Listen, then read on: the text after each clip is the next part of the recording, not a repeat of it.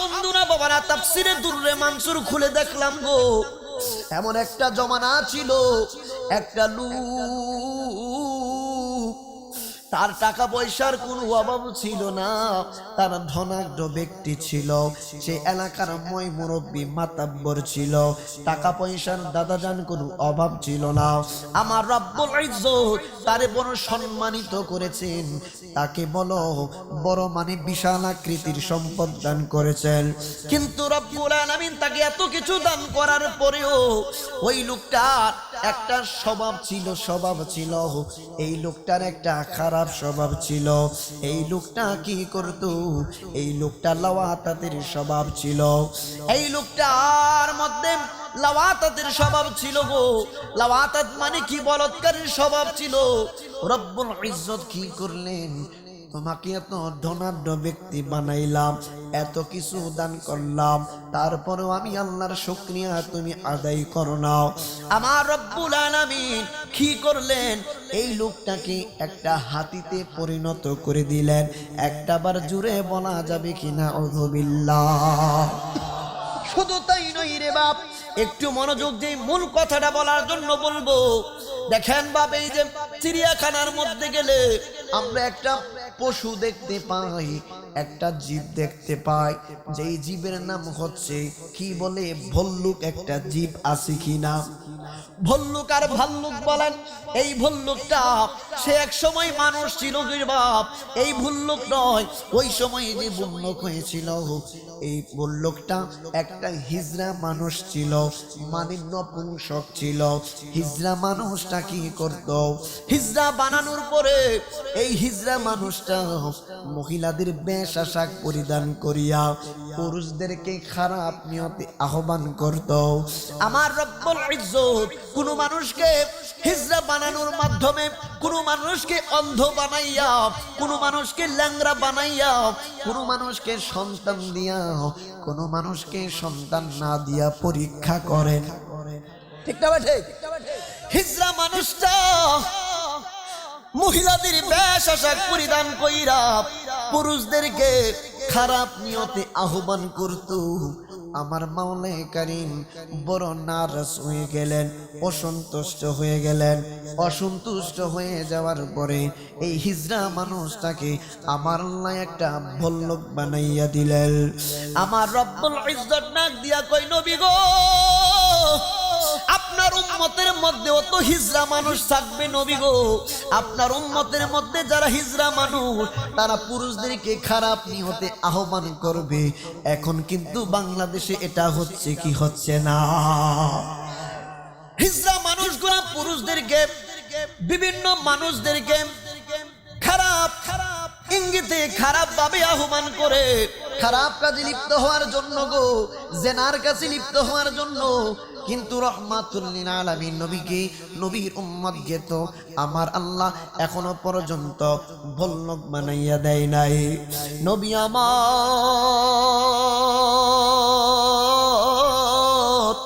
কেমন মায়ার নবী গো। আমার নবীর জন্য কত গুনাহ করার পরেও আল্লাহর আযাব গজব থেকে আমার আল্লাহ হেফাজত রেখেছেন। মাওলা কারীম ডাক দিয়া কই, নবী গো, নবী গো, আপনি পেরেশানি হইবেন না। আপনার গুনাহগার উম্মতেরা হিজড়া হওয়ার সত্ত্বেও, জিনার আহ্বান করার সত্ত্বেও আমি আল্লাহ তাদেরকে ভল্লুক বানাইব না। আমার নবী ডাক দিয়া কই, মালিক, ও মালিক, কেন? আমার রব্বুল আলামিন বলতেছেন, নবী গো, আপনি রাসূলুল্লাহ, আপনার উম্মতের মধ্যে যতদিন পর্যন্ত রহমত হইয়া থাকবেন, আমি আল্লাহর আযাব গজব আপনার উম্মতদেরকে স্পর্শ করতে পারবে না। নবী আমার কেমন রহমাতুল লিল আলামিন নবী গো। উম্মতে মুহাম্মাদীদেরকে তওবা করার সুযোগ দিয়েছেন রে বাবা। তুবু ইলাল্লাহি তাওবাতান নাসুহা, তওবার মতো তওবা যদি আমি আপনি করতে পারি গো, অতীতের সমস্ত গুনাহ আমার মাওলা কারীম maaf করে দিবেন। কিন্তু তারপরেও আল্লাহর জিকির থেকে আমরা দূরে সরে আছি, তারপরেও আল্লাহর জিকির আমরা করি না, নবীজির মহব্বত অন্তরের মধ্যে লালন করি না। আমরা উম্মত হইয়া নবীকে চিনতে পারলাম বললাম না, ভাগ ভুল্লুক হিংস্র জানোয়াররা পর্যন্ত, পশু পাখি পর্যন্ত দয়াল নবীকে চিনেছে, ঠিক না বেটি? এই জন্য বলছি বাপ, একটু গুরুত্ব দিবেন গো। দেখেন বাপ, আপনার নবী আমার নবীজি মসজিদে নববীর মধ্যে, আপনার নবী আমার নবীজি খুতবা মোবারক দেন, খুতবা মোবারক দেন। প্রথম অবস্থায় নবীজি খুতবা মোবারক দিতেন, একটা খেজুর গাছের ঢালের মধ্যে হেলান দিয়ে নবীজি খুতবা মোবারক দিতেন, যেটাকে উস্তুনে হান্নানা বলা হয়। আপনার নবী আমার নবী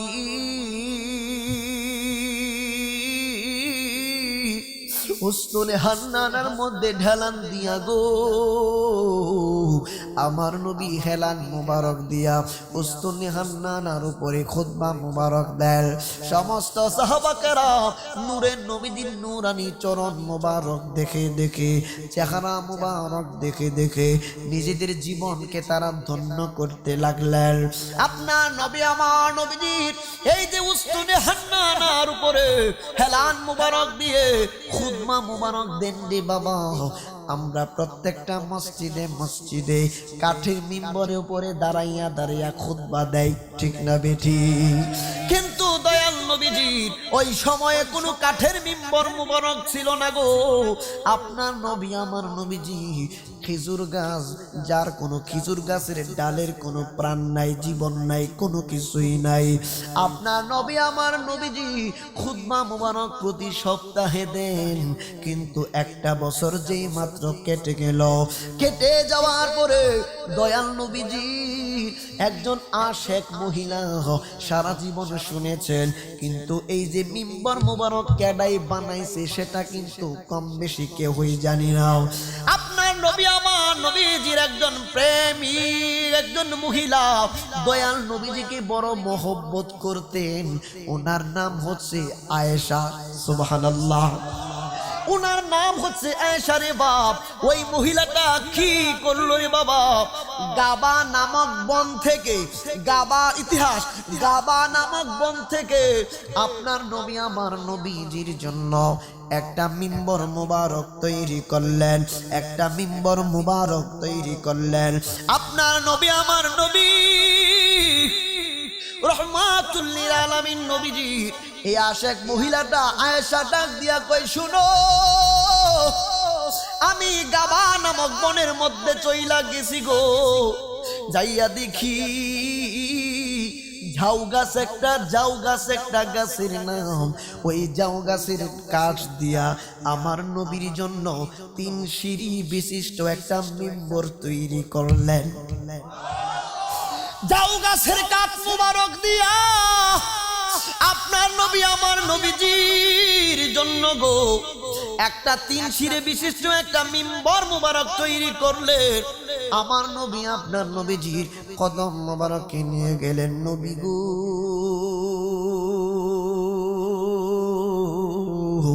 আপনি খেজুর গাছের মধ্যে ঢালের মধ্যে হেলান দিয়ে আপনি খুতবা মুবারক দেন। ইয়া রাসূলুল্লাহ, নবী গো, নবী গো, আপনার বড় কষ্ট হয়, এই জন্য এই যে গাবা নামক বন থাইকা ঝাউ গাছের কাঠ দিয়া মিম্বর মুবারক বানাইলাম। নবী আমার নতুন মিম্বর মুবারকের উপরে ওইটা গো নবীজির নূরানি জবান মুবারক দিয়া তিনি খুতবা মুবারক তেলাওয়াত করবেন, পাঠ করবেন। আপনার নবী আমার নবী তাকায়া দেখি গো পিছন থেকে মানুষের মতো কান্নার আওয়াজ শোনা যায়, পিছন থাইকা মানুষের মতো আমরা যেমনি কইরা হাউমাউ কইরা কান্নাকাটি করি, নবীজির পিছন থাইকা মানুষের মতো এমনি করে হাউমাউ করে কান্নাকাটি করতেছে, কাঁদতেছে আর বলতেছে, ইয়া রাসূলুল্লাহ, ইয়া রাসূলুল্লাহ। আপনার নবী আমার নবীজি পিছনে তাকায়া দেখি অন্য কেহ কান্দে না, আমি রাসূলুল্লাহর কোন উম্মত কান্দে না। নবী আমার পিছন মুবারকি তাকায়া দেখে গো মানুষের মতো খেজুরের ডালটা হাউমাউ করে কান্নাকাটি করতেছে, মানুষের মতো খিজুরের ডাল, নবীর মহব্বতে কান্দি, নবীর প্রেমের মালা গলায় দিয়ে সাহাবা কেরাম ঘুরতে, নবীজি উস্তনে হান্নানের উপরে যখন উঠতেন খুতবা দিতেন, উস্তনে হান্নানার জীবনটা ধন্য হয়ে যাইত, উস্তনে হান্নানার মর্যাদা আল্লাহর দরবারে বেশি হয়ে যাইত। ইয়া রাসূলুল্লাহ, নবী গো, আমি উস্তনে হান্নানার উপরে আপনি হেলান মুবারক দিয়া খুতবা মুবারক দিতেন, আজকে মিম্বর মুবারক পাইয়া আমি উস্তনে হান্নানার উপরে উঠলেন না। নবীর বিরহে উস্তনে হান্নানা কান্দে, নবীর প্রেমের মালা পরে উস্তনে হান্নানা কান্দে। একবার জুড়ে বলা যাবে কি সুবহানাল্লাহ? ওরে নবী প্রেমের মালা পরে, নবী প্রেমের মালা পরে হইলাম পাগল দেওয়ানা, ওই কদমে যাওয়া হলো না, ওই কদমে যাওয়া। ওর যে পড়েছে নবীর টানে,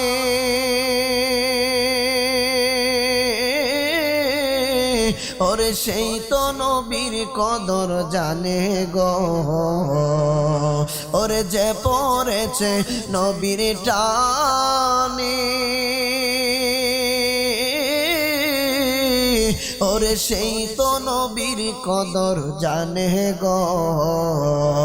ওরে মধুর বাণী শুনবে কানে, মধুর বাণী শুনবে কানে, হইলে তাহার দেওয়ানা, ওই কদমে যাওয়া হলো না, ওই কদমে যাওয়া। ওরে আগে ঈমান তাজা করো,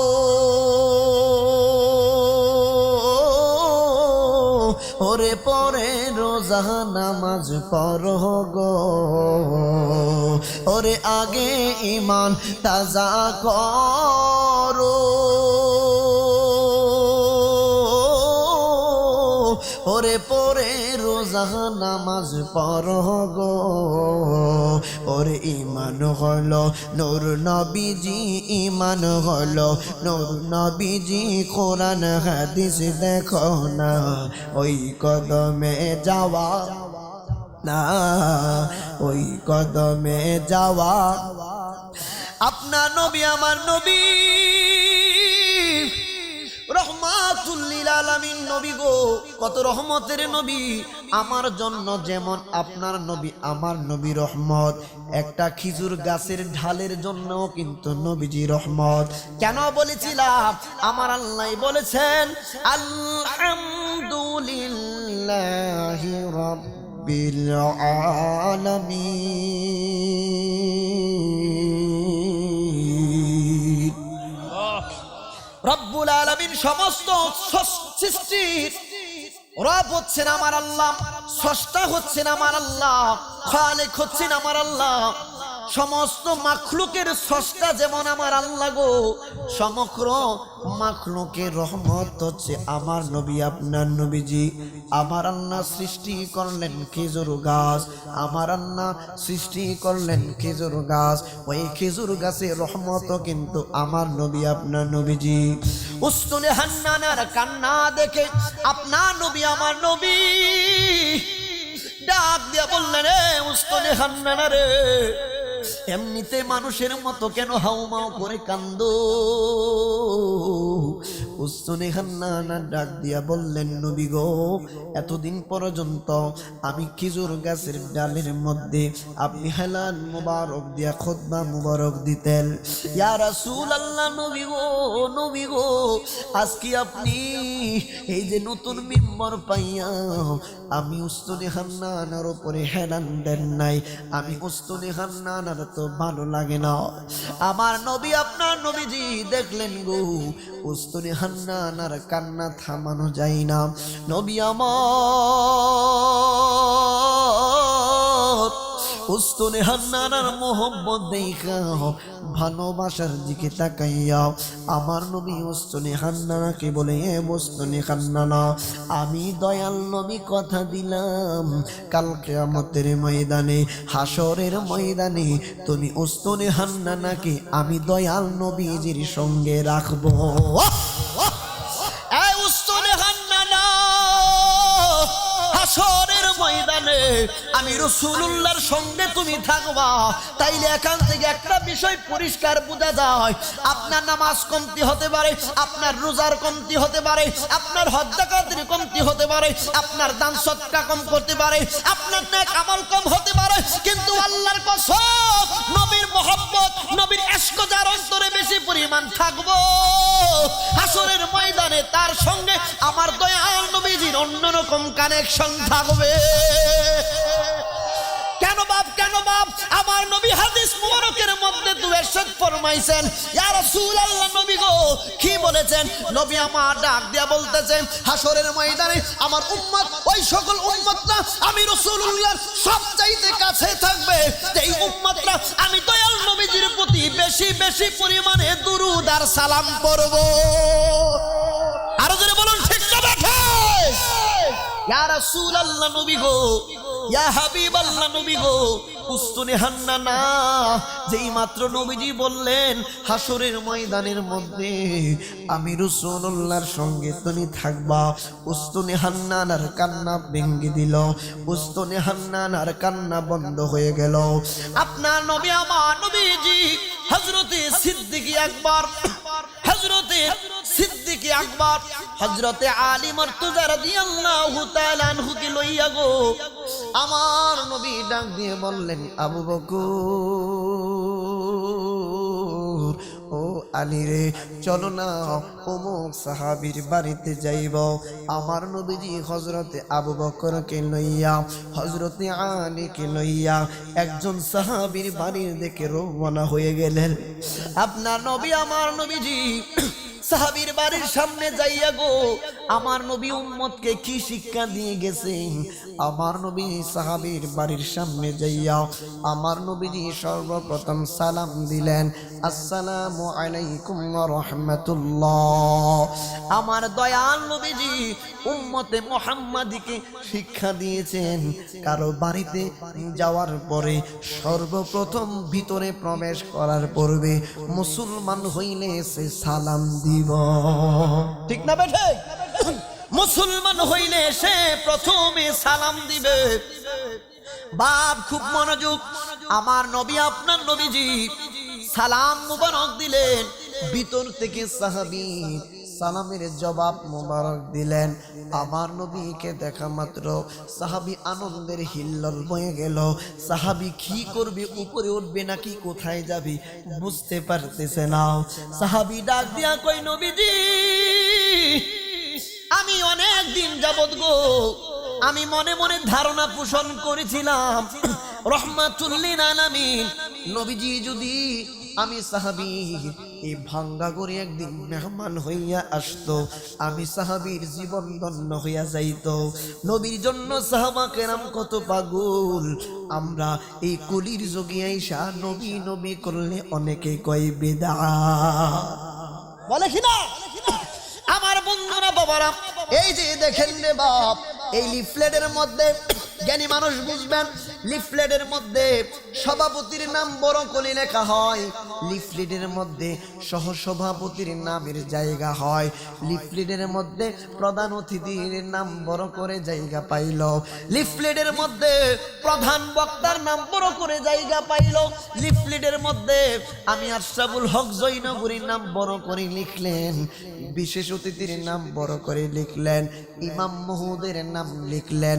দেখবেন রে বাবা, সমস্ত মানুষ সভাপতি থেকে শুরু করে যত গণ্যমান্য ব্যক্তিবর্গ আছেন সবার নাম এই লিফলেটের মধ্যে জায়গা পায়, কিন্তু কিছু সংখ্যক লিফলেটের নামটা লেখার মতো অনেকের জায়গা হয় না। এই কথা বলেন ঠিক না বেঠে? কথাটা সত্য দাদা যান, কথাটা সত্য। আমার দাদার নাম লিখলেন, নাতি হইয়া খুশি হইয়া গেলাম।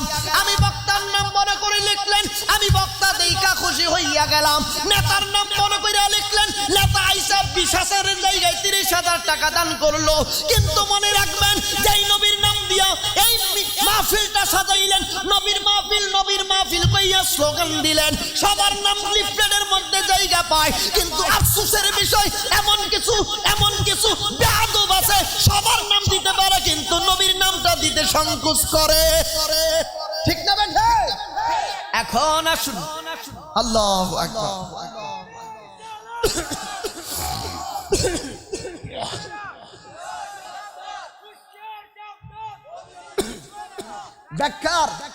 ব্যাখ্যার দরকার আসেনি, অসুবিধা হবে?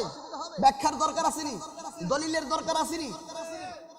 দেখেন বাপ, আমার রব্বুল আলামিন, একটু দলিল বলি, এখন একটু রেফারেন্স বলি, হক আদায় হবে। একটু বলবো, রেফারেন্স বলি। আল্লাহ রব্বুল আলামিন পবিত্র কুরআনুল কারীমের 2য় পৃষ্ঠার মধ্যে মাঝামাঝি আয়াতের মধ্যে আমার রব্বুল আলামিন বলেন, ওয়ামিনান নাসি মাইয়াকুলু আমান্না বিল্লাহি ওয়া বিল ইয়াউমিল আখির ওয়া মা হুম বিমুমিনিন।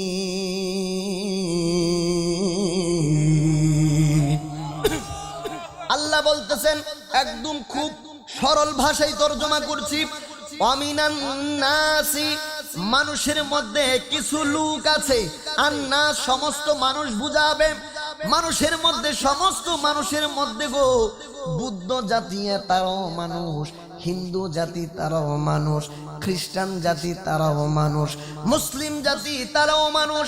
ওয়ামিনান নাসি মাইয়াকুলু, সমস্ত পৃথিবীর মানুষ বলে, আমান্না, আমরা সকলেই একসাথে ঈমান আনয়ন করলাম, একসাথে সবাই ঈমান আনলাম, বিল্লাহি, তুমি আল্লাহর প্রতি, ওয়া বিল ইয়াউমিল আখিরি, তুমি আল্লাহর আখিরাতের প্রতি। দেখেন বাপ দাদু জান, একটু গভীর মনোযোগ।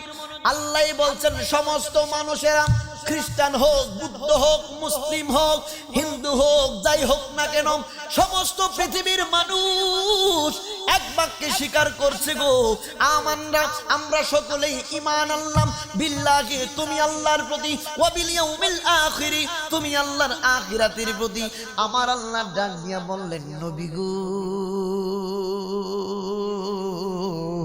সমস্ত পৃথিবীর মানুষের দলেরা আমি আল্লাহর উপরে বিশ্বাস করলো, আমি আল্লাহর আখিরাতে বিশ্বাস করলো, কিন্তু নবী গো, আপনি রাসূলুল্লাহর কথা এখনো পর্যন্ত তারা বলে নাই। এই জন্য আমি আল্লাহর সিদ্ধান্ত হচ্ছে, ওমা হুম বিমুমিনিন, ওমা হুম বিমুমিনিন, এদের একটারও ঈমান নাই, এদের একটারও ঈমান নাই। কেন কথাটা বললাম? তাফসিরে রুহুল বায়ানের মধ্যে আল্লামা ইসমাইল হাক্কি হানাফি রাহমাতুল্লাহি আলাইহি বড় চমৎকার ভাবে ব্যাখ্যা করেছেন, তাফসির করেছেন। আজকে তাফসিরের কিতাবটা খুলে দেখবেন রে বাপ, 10 খণ্ডে সমাপ্ত বিশাল বড় একটা তাফসিরের কিতাব। মাইয়াকুলু, বলা মানে স্লোগান দেওয়া, বলা মানে স্লোগান দেওয়া। আপনি আল্লাহর স্লোগান দিলেন, নারায়ে তাকবীর, আল্লাহু আকবার, আল্লাহর হক আপনি আদায় করলেন। কিন্তু নবী নাই, নবীর স্লোগান যে মাহফিলে থাকবো না রে, বুঝবেন ওইগুলা মুনাফিক, মুনাফিক, মুনাফিক। কেন? এবার আসুন, ওয়ারাফানা লাকা যিকরাকের তাফসীর করতে যাইয়া আল্লামা ইবনে কাসির রাহমাতুল্লাহি আলাইহি ৪র্থ খণ্ডের মধ্যে দারুল কুতুবুল ইলমিয়া বৈরুত লেবাননের ছাপ ৪র্থ খণ্ডের শেষের দিকে হাদিস মুবারক কোট করেছেন। আন আবি সাঈদিন আল খুদরি রাদিয়াল্লাহু তাআলা আন, নবীর সাহাবী বর্ণনা করছেন, আমার নবী, আপনার নবীজি বললেন, আতানি জিবরাইল আলাইহিস সালাম, আমার নবী ডাক দিয়া কই, শুনো, হঠাৎ করে জিবরাইল আমি নবীর কদম মুবারকে হাজির হইছে। আয়েশা ডাক দিয়ে বললেন, নবী গো,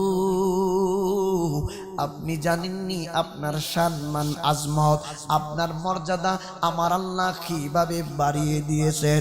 নিজের প্রশংসা তো নিজে নিজে করা যায় না গো, নিজের বড়ত্বের কথা নিজে নিজে বলা যায় না, নিজের প্রশংসা অন্য মানুষরা করবে, এটাই স্বাভাবিক বিষয়। নবী আমার হিকমত করে বললেন ক্বালাল্লাহু আ'লামু, আমার আল্লাহ ক্বালাল্লাহু আ'লামু, আ'লামু ইসমে তাফজিলের সিগা, আমার আল্লাহ অধিক ভালো জানেন। আফআলু থেকে আ'লামু, আমার আল্লাহ অধিক ভালো জানেন।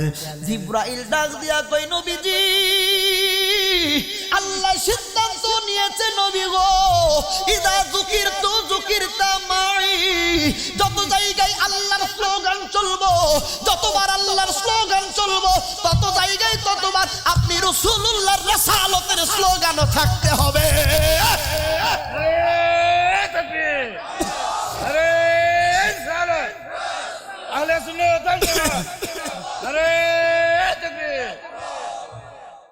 তাহলে বুঝা গেল এটা আমার আপনার কথা না, এটা হাদিসে কুদসি বাপ, হাদিসে কুদসি।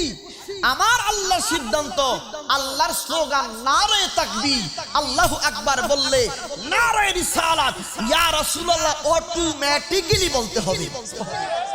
আপনি বাবার পরিচয় দিবেন, মার পরিচয় না থাকলে অসুবিধা হয়ে যাবে। আপনি মার পরিচয় দিবেন, বাবার পরিচয় না দিলে অসুবিধা হয়ে যাবে। যেমনি করে বাবা মা দুজনের পরিচয় দিতে হয়, আল্লাহর পরিচয় তখন আপনারটা রাইট হবে যখন আপনার নবীর পরিচয় থাকবে, ঠিক না ভাই? এখন আসুন বাপ, কন্টিনিউয়াসলি আমি দলিল দেব না, ভুল যাতে না হয়ে যান, মাঝে মধ্যে দলিল দিব। আপনার নবী আমার নবীজি ওই সাহাবীর বাড়ির মধ্যে চলে গেলেন, মনে আসেনি কথাটা?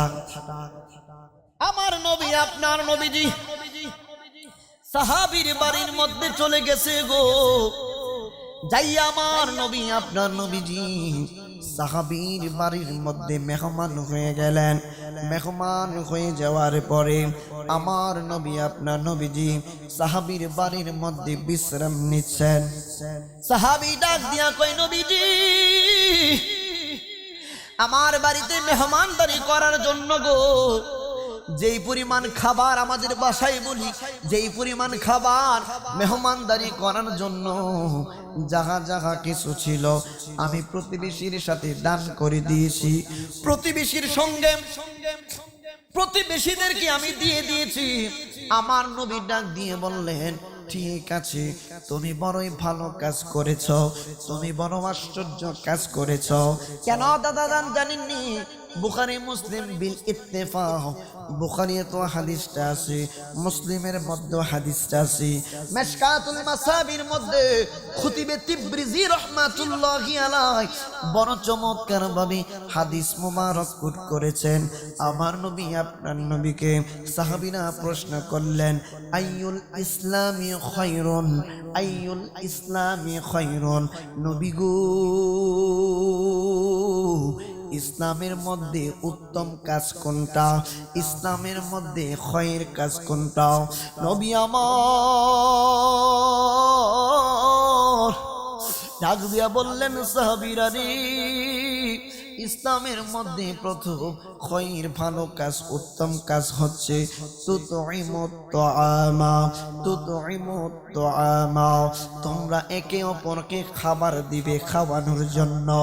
একজন মানুষ অন্যজনকে খাবার দিবে, খাবার খেয়ে তার আত্মার শান্তি হবে, এই জায়গা থেকে একটা দোয়া আসবে, এই দোয়াটা কোশ্চিন কালেও বিফল যাবে না।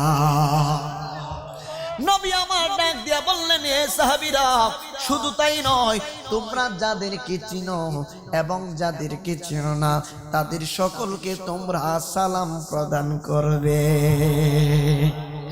আপনার নবী আমার নবীজি সাহাবীর বাড়ির মধ্যে মেহমান হয়ে বসলেন। নবী আমার দেখলেন সাহাবীর বাড়িতে মেহমানদানি করার মতো কোনো কিছুই নাই।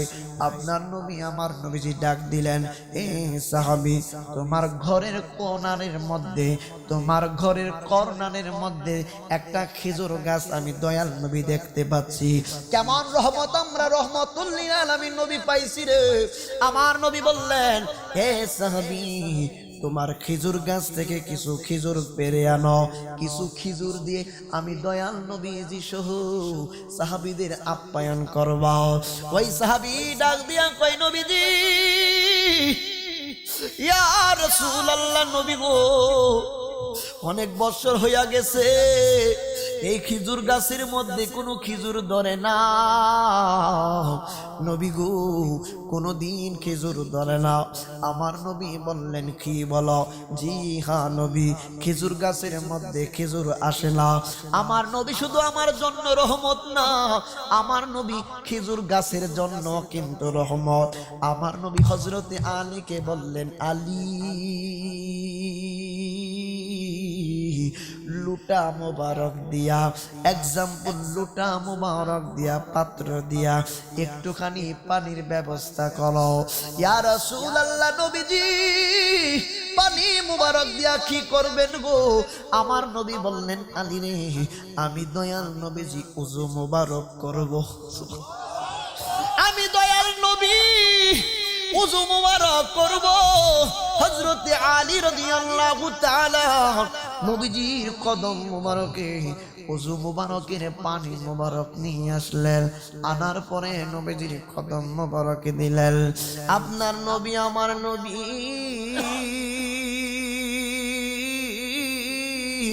ওযু মোবারক করবে। নবী আমার এই যে মুখ মোবারক দিয়া পানি মোবারক যেই মাত্র দিলেন, আমার নবী কুলি করবেন। আমার নবী কুলি করতে যাইয়া গো, ও জালালি হুজুর, কুলি মোবারক করতে যাইয়া আমার নবী কুলি মোবারকের পানি মোবারকটা অন্য জায়গায় ফেললেন না। কুলি মুবারকের পানিটা আমার নবী খেজুর গাছের গুড়ার মধ্যে করলেন। নবী আমার কুলি করলেন খেজুর গাছের গুড়ার মধ্যে। আমার নবী 3 বার কুলি মুবারক করলেন। সাহাবীরা অবলোকন দৃষ্টিতে তাকিয়ে আছেন, আশ্চর্যজনিত হইয়া তাকায় আছেন। নবী আবার কি দেখাইবেন? নবী কেন খেজুর গাছের গোড়ার মধ্যে কুলি মুবারক ফেলেন? আপনার নবী আমার নবী যেই মাত্র কুলি মুবারক ফেললেন গো, নবী আমার ডাক দিয়ে বললেন, ও সাহাবীরা, পেরেশানি হইও না, চিন্তা কইরো না, কিছুক্ষণের মধ্যে দেখবা এই খেজুর গাছের মধ্যে খেজুরের ব্যবস্থা আমার মালিক করে দিছে। নবী আমার যেই মাত্র কুলি মুবারক করছে রে, কিছুক্ষণের মধ্যে খেজুর গাছের মধ্যে খেজুরের বাধা আসলো, খেজুর ধরতে লাগলো, সাথে সাথে খেজুর গুলা পেকে গেল। আমার নবী সাহাবীরা ডাক দিয়া কই, হে সাহাবীরা, আমি দয়াল নবী তোর বাড়িতে মেহমান হইয়া আসলাম। এই যে দেখ খেজুর, তাকায়া দেখ, এই খেজুর পাইরা পাইরা আমি দয়াল নবীকে আজকে তুই মেহমানদারি করবি। কত বড় রহমতের নবী, সুবহানাল্লাহ। খেজুর মোবারক পারলেন, নবীজিকে মেহমানদারি করা হলো। আমার নবী ডাক দিলেন, হে সাহাবা, হে সাহাবী, এই খেজুর দুনিয়ার কোনো খেজুর নয়, এই খেজুর হচ্ছে জান্নাতের খেজুর। আমার নবীর মহব্বতে, আমার নবীর ওয়াসিলায় আল্লাহ রব্বুল আলামিন আমাদেরকে হাসরের ময়দানে কোটি কোটি উম্মতকে গুনাহগুলি ক্ষমা কইরা আল্লাহর জাহান্নাম থেকে জান্নাতে প্রবেশ করে। তাইলে আমরা শ্রেষ্ঠ নবীর শ্রেষ্ঠ উম্মত হতে পেরে আমরা খুশি না বেজার? তাইলে বোঝা গেল নবী রহমাতুল লিল আলামিন, নবী ছাড়া উম্মতের কোনো গতি। আপনি আজকে দেখেন বড় ধনাঢ্য ব্যক্তি গো বাবা, ধনী ব্যক্তি, আপনি আপনার সন্তান বড় হয়ে যাওয়ার পরে দাদা ব্যস্ততার কারণে বাবার খেদমত করতে পারে না, বাবাকে স্মরণ করার ছেলের সময় নাই, বাবাকে ইজ্জত করার ছেলের সময় থাকে না।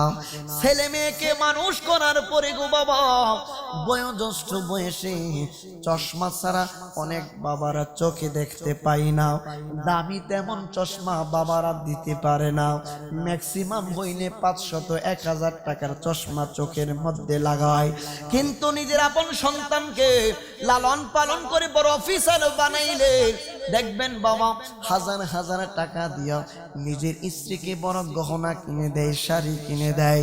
কিন্তু বাবা বয়োজ্যেষ্ঠ হয়ে যাওয়ার পরে গো দেখেন ওনাদেরকে জিজ্ঞেস করে দেখবেন মাসের পর মাস চলে যায়, বাবা পুরাতন একটা লুঙ্গি পইরা বাজারের মধ্যে যায়, একই পুরাতন লুঙ্গি পইরা বিবাহের অনুষ্ঠানে যায়, একই স্যান্ডেল পুরাতন স্যান্ডেল পইরা বিভিন্ন মজলিসের মধ্যে যায়। কিন্তু বাবা ছেলের গায়ের মধ্যে বিবাহের অনুষ্ঠানে গেলে জিন্সের নতুন প্যান্ট লাগায়, অন্য অনুষ্ঠান গেলে ড্রেসটা পরিবর্তন নতুন আর একটা জামা দেয়। কিন্তু আপনি বাবার কষ্ট কেমনে বুঝবো? বাবা এত কষ্ট করে আমাকে আপনাকে লালন পালন করলো, বাবা বয়োজ্যেষ্ঠ বয়সে বৃদ্ধ বয়সে বাবার সেবা না করলে সেবা না পাইয়া অনেক আগেই আল্লাহর দরবারে পাড়ি দেয়, কবর দেশে চলে যায়। আজকে আমরা মনে করলাম বাবা চলে গেছে, কি হয়েছে? আমার সন্তান আছে, আমার বিবি আছে, আমার সুন্দর স্ত্রী আছে। যুবক একটা অনুরোধ করি, আমি আশরাফুল হক জয়নগরের বাবা মা এখনো আল্লাহর রহমতে দুনিয়াতে আছেন। সময় থাকতে বাবার সেবা নাও, সময় থাকতে বাবার পরিচর্যা করো, কারণ প্রত্যেকটা মা বাবা দুনিয়ার মধ্যে আমার আপনার মাথার মধ্যে বড় ছায়া, ঠিক না বে ঠিক? কবর দেশে অনেক মা বাবা চইলা গেছে গো। আজকে এই মাহফিল থেকে অনেকে বাড়িতে যাইবেন, বাড়িতে যাওয়ার পরে দেখবেন যাদের মা আসে বারান্দার মধ্যে ছেলের জন্য অপেক্ষা করে, বাবা আইসো বুঝি মাহফিল থেকে কি তাবারক খাইছো, নাকি ভাত দিব, নাকি রুটি খাইবা? কিন্তু দাদাদেরকে জিজ্ঞেস করবেন গো, যাদের মা নাই, যাদের বাবা নাই, আজকে বাড়িতে যাইয়া দেখবো ডাকার মতো কেউ নাই। বিবি ঘুমাইয়া রইছে, সন্তান ঘুমাইয়া রইছে, নাতি নাতকর ঘুমাইয়া রইছে। এই যে মুরব্বীদের জন্য কেউ আর সজাগ থাকে না, মুরব্বীদেরকে জিজ্ঞেস করে না আপনি আপনার মনটা কেমন, আপনি কি কষ্টে আছেন নাকি ভালো আছেন? কথাটা জিজ্ঞেস করার যারা তারা কবর দেশে চলে গেছে, ঠিক না বেটি? ও তোর পিছে পিছে ঘুরছে সমন, পিছে পিছে ঘুরছে সমন, কোন দিন জানি তোর হবে সমন জারি।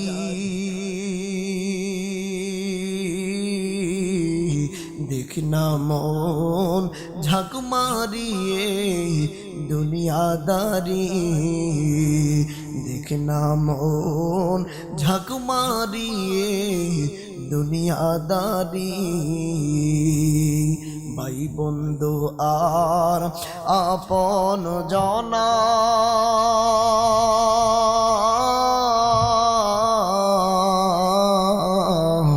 সঙ্গে তোমার কেউ যাবে না, ঠিক না বেটি?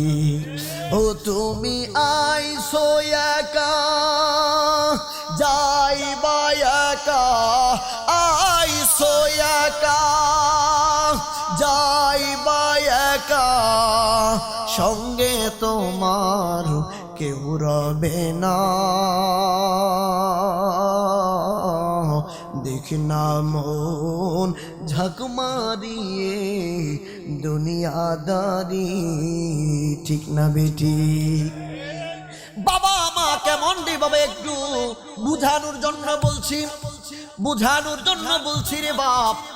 আল্লাহর একজন নেককার বান্দা ছিলেন, একজন নেককার বান্দি ছিলেন। উনার স্ত্রীটা পোয়াতি হলো, গ্রামের ভাষায় বলে পোয়াতি, প্রেগনেন্ট মানে হামেলা, গর্ভবতী হয়ে গেলেন। ওনার আগে 3টা কন্যা সন্তান, কন্যা সন্তান হইলেই আমাদের অনেকের মুখ কালা হয়ে যায়, মনের মধ্যে কষ্ট এসে যায়। কিন্তু নবীজি বলেন, কারো ঘরের মধ্যে যদি একটা কন্যা সন্তান আমার আল্লাহ কাউকে যদি দান করে, তাহলে সে একটা জান্নাতের মালিক। দুইটা কন্যা সন্তানের মালিক যদি কেউ হয়, সে দুইটা কন্যা সন্তান হওয়ার কারণে দুইটা জান্নাতের মালিক হয়ে যাবে। যদি কোরআন সুন্নাহ ইসলামিক মোতাবেক ভাবে তারে ঘরে তুলতে পারে, এই মেয়েটা তার জন্য জান্নাতে যাওয়ার জন্য একটা যথেষ্ট পরিমাণ কারণ হয়ে যাবে। ওই নেককার বান্দা তার স্ত্রীর গর্ভে, দেখেন বাবা মা কত কষ্ট করে, স্ত্রীর গর্ভের মধ্যে গো সন্তান আসলো। আসার পরে এখন তো লাইটের ব্যবস্থা, ওনাদেরকে জিজ্ঞেস করবেন গো আপনাদের বেলায় লাইট ছিল না, কফি ছিল, হারিকেন ছিল, মোমবাতি ছিল, ঠিক না ভাই? কফি ছিল, হারিকেন ছিল, মোমবাতি জ্বালাইয়া পড়তেন গো। ঘরের মধ্যে মোমবাতি জ্বালাইতেন, হারিকেন জ্বালাইতেন। ওই লোকটা বিবি প্রসব বেদনা শুরু হইয়া গেছে। ওই মহিলা ডাক দিয়া কয়, স্বামীর আমার বড় প্রসব বেদনা শুরু হয়েছে, একটু বাতির ব্যবস্থা যদি তুমি করতাও। এই পুরুষটা কি করলো দাদা যান, পাশের বাড়ি বাড়ি গেল, আমাকে একটু কেরোসিন তেল দাও, আমি একটু হারিকেন জ্বালাইব, আলোর ব্যবস্থা করব, অথবা একটা মোমবাতির ব্যবস্থা করে দাও। কেউ তার ডাকে সাড়া দেয় না, গরিব বলে তাকে কেউ কি করে না, গুরুত্ব দিচ্ছে না। এই লোকটা কি করলো রে বাবা, পেরেশানি হয়ে, আমি খুব ছোট্ট ছোট্ট করে কথা বলছি, বিস্তারিত বলছি না, মূল মূল বিষয়গুলা বলার চেষ্টা করছি। যেহেতু বিষয় দিয়েছে দুইটা, এই জন্য পাট পাট করে কথাগুলা বলছি। আমার বন্ধুরা বাবারা, লোকটা কি করলো গো, আলু অথবা কেরোসিন তেল কোনো প্রদীপের ব্যবস্থা না করতে পাইরা, মনটারে কষ্ট কইরা ঘরের দিকে ফিরতেছিল। আর এই দিক দিয়ে তার স্ত্রী প্রসব বেদনার মধ্যে রয়েছে। এই লোকটা ঘরের বারান্দার মধ্যে যেই সময় আসলো গো, আসার পরে বড় পেরেশান, স্ত্রীর সামনে কোন মুখ লইয়া দাঁড়াইব, স্ত্রীকে কি জবাব দিবে, এই জন্য মনটারে খারাপ কইরা একটা কোণার মধ্যে সে বৈশা রইছে। হঠাৎ করে বসতে বসতে গো, টেনশন করতে করতে এই লোকটার চোখের মধ্যে ঘুম চলে আসলো। ঘুম যেই মাত্র চলে আসলো, ঘুমের ভিতরে আমার নবী, আপনার নবীজি স্বপ্ন মুবারকে তাকে দিদার দিয়ে দিলেন। আমার নবী ডাক দিয়া কয়, পাগল কেন কান্দিস রে পাগল, নবী গো, নবী গো, নবী গো, ঘরের মধ্যে প্রদীপের ব্যবস্থা নাই, ঘরের মধ্যে আলোর ব্যবস্থা নাই, আমার স্ত্রী হাবেলা প্রসব বেদনার যন্ত্রণায় কত কষ্ট করতেছে গো নবীজি, এখন আমি কি করব? আমার তিনটা কন্যা, এখনো যদি আর একটা কন্যা হয় তাইলে আমার ভবিষ্যৎ কেমনে হইব? সন্তান ছেলে সন্তান না হইল বংশ বৃদ্ধি হবে না গো নবীজি। আমার নবী, আপনার নবীজি আশার আলো দিয়ে ডাক দিয়া কই, পাগল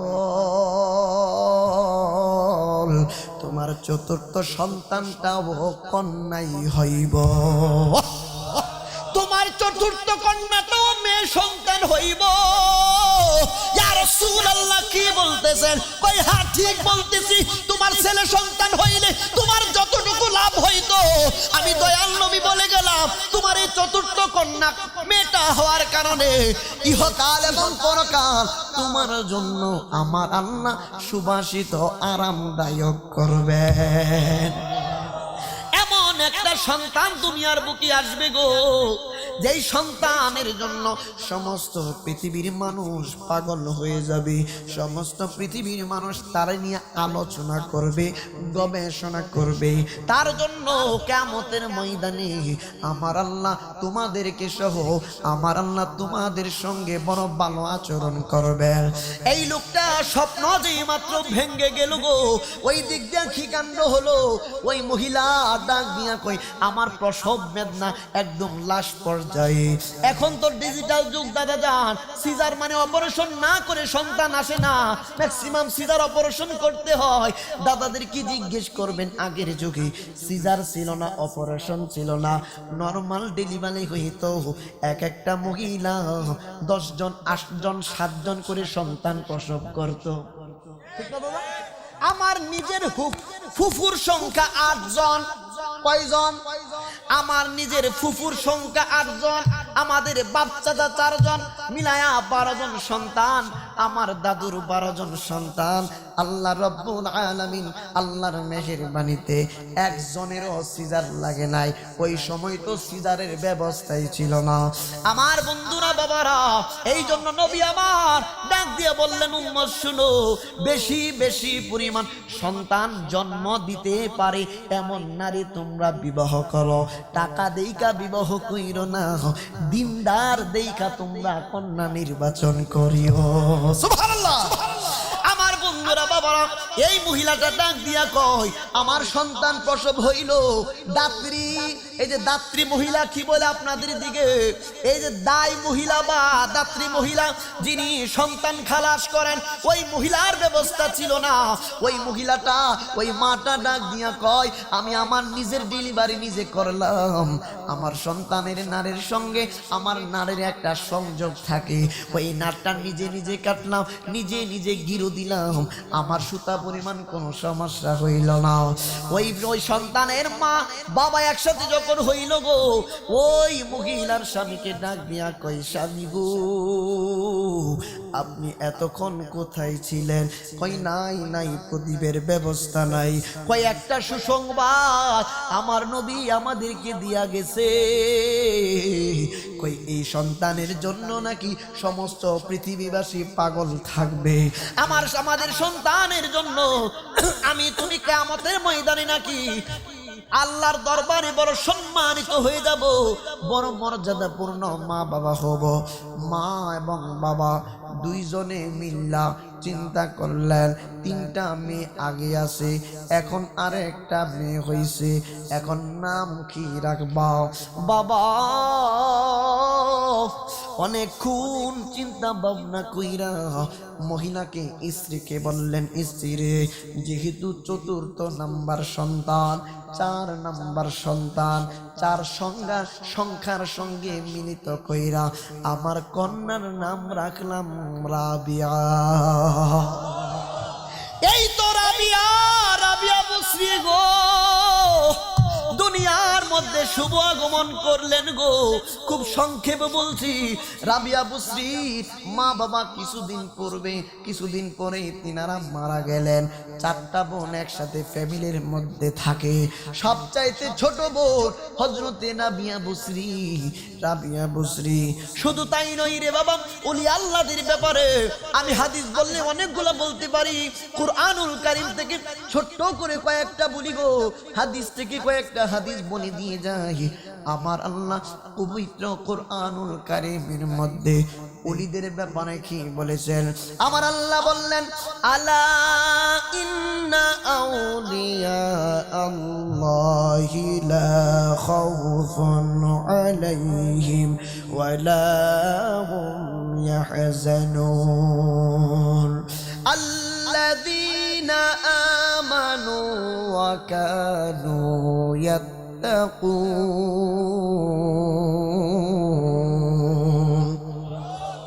আলা সাবধান, হরফে তানবির, সাবধান হয়ে যাও, সতর্ক হয়ে যাও। ইন্না আউলিয়া আল্লাহি, নিশ্চয়ই আমি আল্লাহর ওলি যারা হয়ে গেছে, লা খাউফুন, তাদের কোনো ভয় নাই।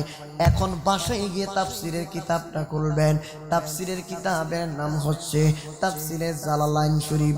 আল্লামা জালালউদ্দিন সৈয়দী, আল্লামা জালালউদ্দিন মহল্লি, 2 জালাল লিখেছেন, এই জন্য জালালাইন শরীফ। জালাল 1 বচন, জালালাইন 2 বচন। জালালউদ্দিন সৈয়দী রাহিমাহুল্লাহ কোট করেছেন, লা খাউফুন, তাদের ভয় নাই, ফিদ দুনিয়া ওয়াল আখিরাহ, আল্লাহর ওলিদের দুনিয়াতেও ভয় নাই, আখিরাত। শুধু তাই নয় রে বাপ, আমরা শুধু একা একা বলবো কেন? আমার আল্লাহ পরের অংশে বলে দিলেন, লাহুমুল বুশরা ফিল হায়াতিদ দুনিয়া ওয়া ফিল আখিরাহ। তাদের জন্য রয়েছে শুভ সংবাদ, লাহুমুল বুশরা, তাদের জন্য মানে উলিদের জন্য রয়েছে শুভ সংবাদ, ফিল হায়াতিদ দুনিয়া ওয়া ফিল আখিরাহ, দুনিয়াতেও শুভ সংবাদ, আখিরাতেও শুভ সংবাদ। বলেন তো শুভ সংবাদটা দিচ্ছেন কে? আল্লাহ উলিদের ব্যাপারে শুভ সংবাদ দিচ্ছেন, আর আমি আপনি গিয়া মাজার ভাঙ্গি, আমি আপনি আল্লাহর উলিদের বিপক্ষে কথা বলি, তাইলে বোঝা গেল আল্লাহ বলছে তাদের জন্য শুভ সংবাদ, আর আপনি আমি কই তারা ভণ্ড। আল্লাহ কই তাদের জন্য কোনো ভয় নাই, আর আমি আপনি কই তারা কবরে গেলে চিন্তিত থাকবেন। তাইলে বোঝা গেল আল্লাহর কথার সঙ্গে আমার আপনার কথার কোনো মিল নাই। কথা বুঝতেছেন? আল্লাহর কথার বিপক্ষে আমার আপনার কথা গ্র্যান্টেড কি হবে কারো কাছে? এখন আল্লাহ যদি হাসরের ময়দানে, হাসরের মাঠে প্রশ্ন করে, কিরে সিলেটবাসীদেরকে যদি প্রশ্ন করে, আপনার তো কি বলে এটাকে 360 জন আউলিয়া কেরামের বিভাগে থাকছেন, আল্লাহ যদি তারা জিজ্ঞায়, আমি কইছি লাহুমুল বুশরা ফিল হায়াতিদ দুনিয়া ওয়া ফিল আখিরাহ, আল্লাহর ওলিদের দুনিয়াতেও সুসংবাদ, আখিরাতেও কি শুভ সংবাদ। আমি বলছি দুনিয়াতেও ভয় নাই, আখিরাতেও ভয় নাই, আর তোরা কইছ কুল্লি আল্লাহর পর্যন্ত মানে খুব জামালাই থাকবো, ওনারও কবর আযাব পাইবো, জাহান্নামে যাইবো। আল্লাহ যদি জিগা, তাহলে আমি কইলাম একটা, তোরা কইলে আর একটা, এখন জবাব দে। জবাব থাকবো? জবাব দিতে পারবেন? পারবেন জবাব? আমার বন্ধুরা, বাবারা, আমার আপনার কথা যদি আল্লাহর বিপক্ষে চলে যাই গো, হাসরের ময়দানে আমার আপনার কোনো জবাব থাকবে না। এখন আসুন, এই 4টা মহিলা মানে 4টা সন্তান, 4 নাম্বার সন্তান হলো ছোট্ট মানুষ হযরতে রাবিয়া বুসরি। তিনি কি করলেন? আস্তে আস্তে করে সবাই একটু একটু করে বড় হতে লাগলো। 4টা বোনের মধ্যে 4 জন তো ভালো, 3 বেলা খাইতে হয়। 3 বেলা খাওয়ার জন্য গো এই 2 জন বড় বোন, 2 জন মানুষের বাড়িতে কাজ করতে যায়।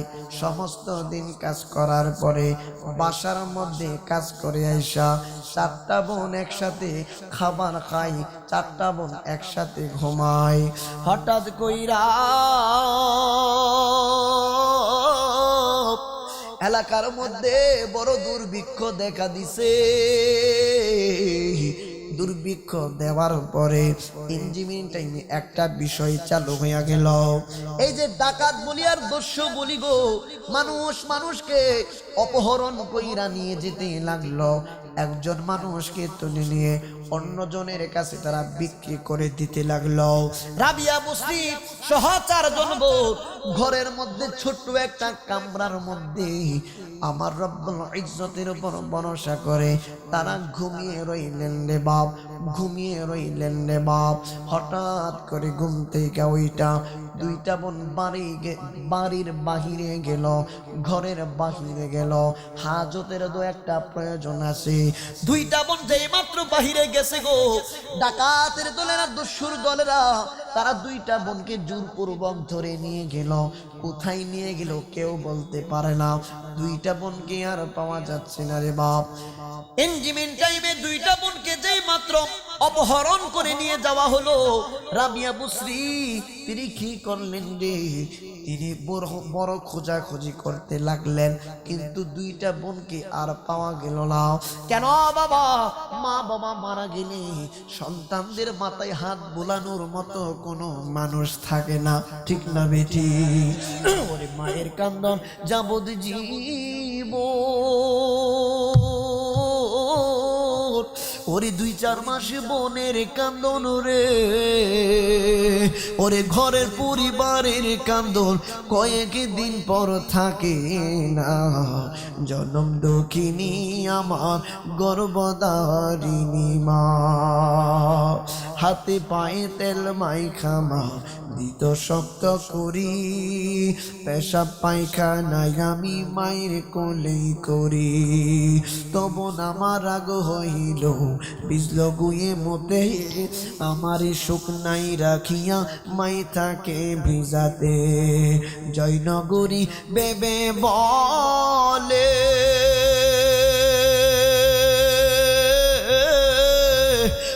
জান্নাত মায়ের কদম তোলে গো। ওরে তোরা দেখ বুখারী হাদিস খুলে করছেন নবী ঘোষণা, জনম দুঃখিনী আমার গর্ভধারিণী মা। ঠিক না বেটি?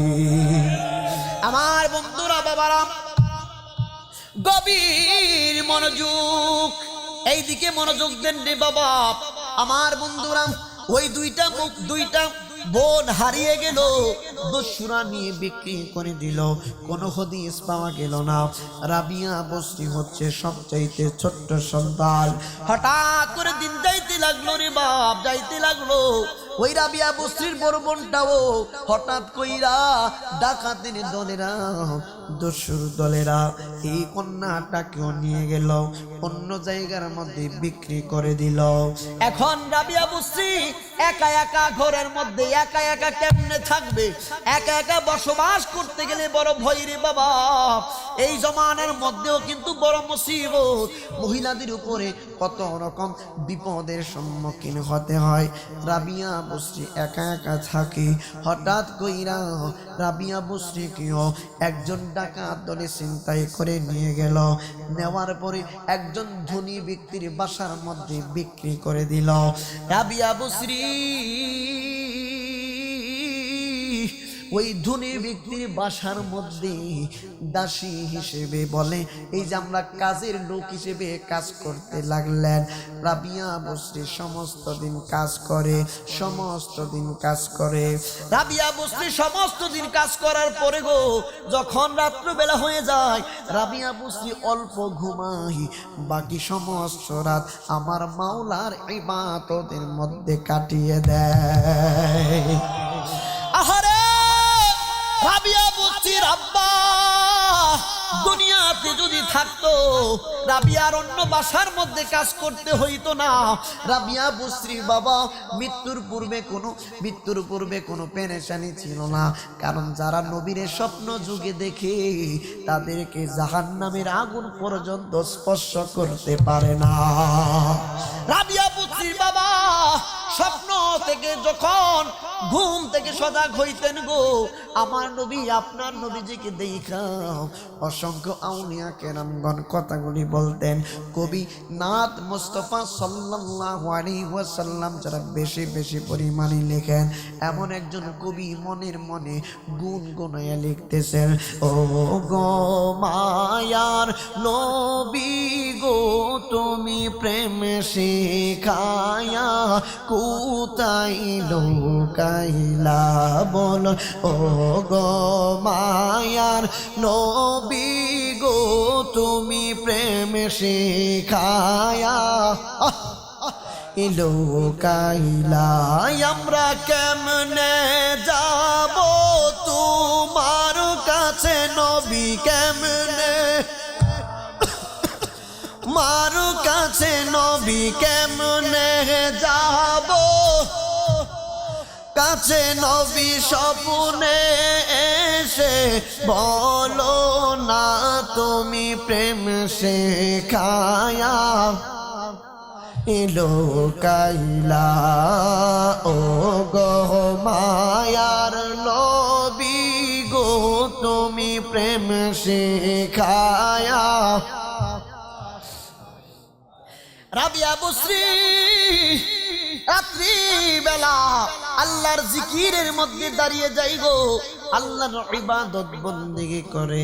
রাবিয়া বসরি রাত্রিবেলা আল্লাহর ইবাদত বন্দেগি করে, দিনের বেলা মনিবের কাজ করে, দিনের বেলা কাজকর্ম করে।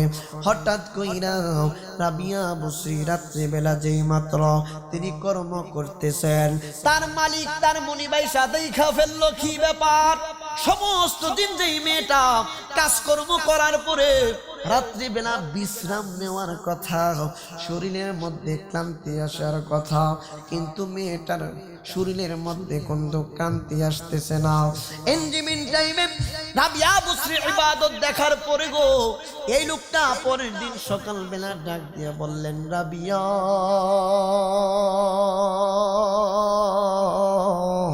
ও রাবিয়া গো, সমস্ত দিন তুমি কাজকর্ম করো, সমস্ত দিন কাজকর্ম করার পরে তুমি সমস্ত রাত আল্লাহর ইবাদতের মধ্যে কাটিয়ে দাও। তুমি কেমনে এই রকম কাজ করার পরে গো সমস্ত দিন তুমি কেমনে কাজকর্ম করো? রাবিয়া বসরি ডাক দিয়া কয়, যেই মনিব আমাকে সৃষ্টি করছে ওই মনিবের ইবাদত করলে আমি রাবিয়ার কোনো কষ্ট হয় না। মনিব ডাক দিয়া কয়, রাবিয়া তোমার আল্লাহ ভীতি দেখে, তোমার আল্লাহর প্রেম দেখি গো আমি খুশি হয়ে গেলাম। আমি খুশি হয়ে যাওয়ার পরে এখন তোমাকে আজ থেকে মুক্ত করে দিলাম। আজ থেকে তুমি শুধু আল্লাহর ইবাদতের মধ্যে থাকবা। আহারে রাবিয়া বসরি কেমন, রাবিয়া বসরি কেমন মহিলা! সমস্ত পৃথিবীর মানুষ রাবিয়া রাবিয়া করে রাবিয়া বসরির জিন্দেগি নিয়ে আলোচনা করে, রাবিয়া বসরির জিন্দেগি নিয়ে আলোচনা করে। রাবিয়া বসরিকে হাসান বসরি একদিন আয়েশা ডাক দিয়া কয়, রাবিয়া ও রাবিয়া গো, আমি তোমাকে বিবাহ করব, আমি তোমাকে বিয়ে করতে চাই। রাবিয়া ডাক দিয়া কয়, হাসান বসরি তোমাকে আমি বিবাহ করতে কোনো অসুবিধা নাই, কিন্তু তুমি যে আমার বিবাহ করবা, বিবাহের পূর্বে আমি তোমার কাছে তিনটা জিনিস জানতে চাই। তিনটা জিনিসের তিনটা প্রশ্নের জবাব যদি তুমি দিতে পারো তাইলে আমি অনায়াসে তোমার কাছে বিবাহ বসবো। হাসান বসরি ডাক দিয়া কই, রাবিয়া কি প্রশ্ন করবা গো?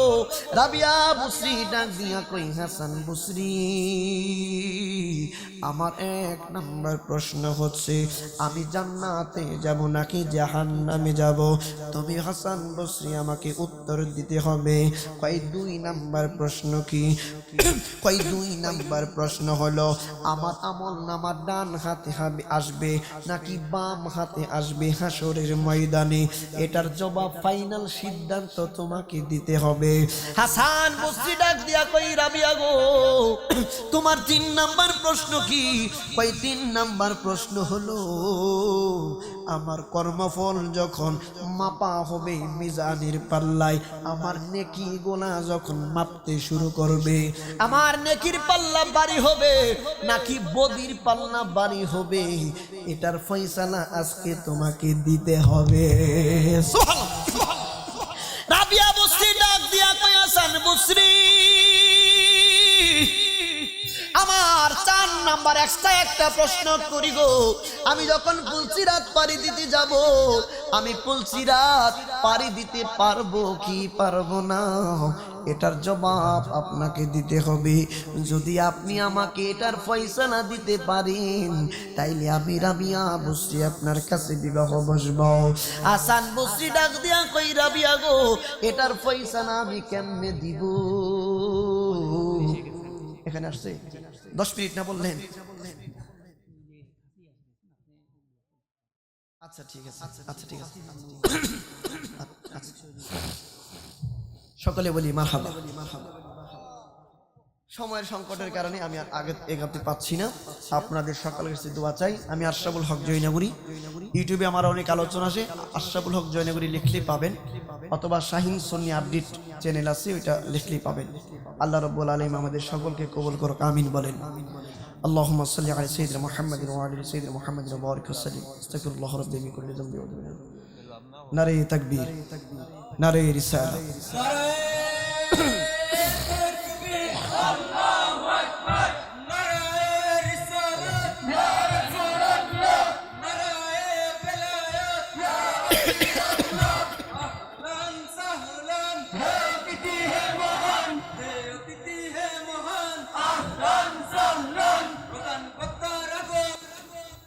ربنا ظلمنا أنفسنا وإن لم تغفر لنا وترحمنا لنكونن من الخاسرين। رب كريم رب العالمين আজকে আজিম শান সুন্নি মহাসম্মেলন থেকে আমরা গুনাহগার, দুইটা হাত বাড়িয়ে দিয়েছি। রব্বুল আলামিন আজকের মাহফিলটুকু তুমি কবুল আর মঞ্জুর করে নাও।